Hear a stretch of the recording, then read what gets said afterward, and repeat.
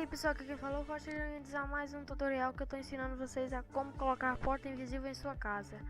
Primeiramente você vai precisar de um portão, repetidor de redstone, botão, carpete, lã. Primeiro você vai cavar aqui. Você vai colocar o portão no lugar daqui e redstone aqui. Aí depois você coloca, não precisa nem quebrar aqui não, só pá. E você vai colocar o carpete aqui no lugar do portão. E pronto, só colocar os botões de um de fora e outro de dentro. Aí ó pessoal, você vai ver que não dá pra entrar.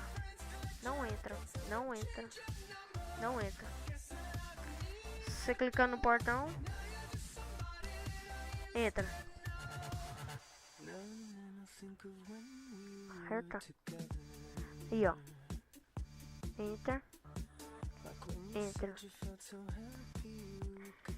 E é isso pessoal, assim que faz a porta. E muito obrigado pela audiência. Se gostaram, clique em gostei. Se gostaram, muito favorito o vídeo, que isso ajuda muito. E tchau!